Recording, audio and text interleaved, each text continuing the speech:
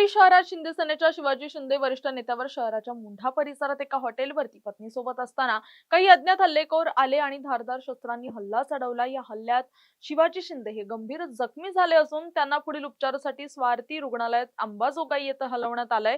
या सर्व प्रकरणाचा परळी संभाजीनगर पोलीस तपास करत आहेत। नावाचं पोरग आहे, त्याची माझी ओळख सुद्धा नाही। काल रात्री काहीतरी त्याच्या माझ्या पोराचं काय झालंय म्हणतंय, काय झालं तेही मला माहित नाही। रात्री माझ्या घरी रात्री 11 वाजता गच्चा गच्चा घाणशिया देऊ लागलं। अर्ध गाव जमा झालं होतं, सगळ्या लोकांनी बघितलं, त्याला रात्री गुडीने काढून दिलं। मी व्यंकटेशराव शिंदेना फोन केला, कारण ते मी रावजीचा कार्यकर्ता आहे म्हणून लागलं। रावजीचा कार्यकर्ता आहे, मी व्यंकटेशरावला फोन केला। व्यंकटेशराव एवढं सुद्धा बोलले, मी त्याला सकाळी बोलतो म्हणले, सकाळी बघतो म्हणले। त्याच्यानंतर त्याला गुडीने काढून दिला आम्ही। काढून दिल्याच्यानंतर त्याच्यानंतर पुढं काहीच नाही। त्याच्यानंतर पुन्हा मी घरी हॉटेल आहे माझं इथं मोण्यामध्ये हॉटेल आहे, त्या हॉटेलवर सकाळी आलो। सकाळी आल्याच्यानंतर 1-1:30च्या दरम्यान घरी बहिणीच्या घरी जेवायला गेलो। आराम केल्याच्या नंतर बायकोचा फोन आला।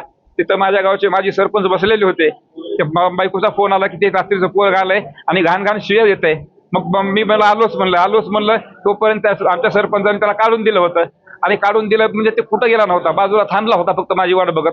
आणि मी नेमकं तिथं गेल्या त्याने जे मला कोयत्याने वार सुरू केले।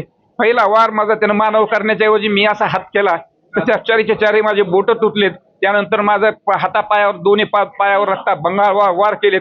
कोयत्यानं मला तोडले आणि त्याच्यासोबत एक म्हातारी होती आणि बाहेर 3 जण होते। कोण होते मी त्यांना ओळखत नाही, आणि बाहेर 3 जण होते आणि त्याच्यासोबत म्हातारी होती।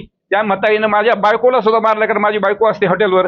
बायकोला मारलं आणि काउंटर मधले काय 1000-1200-1500 काय गेला असेल ते त्या म्हातारीने सुद्धा घेतला।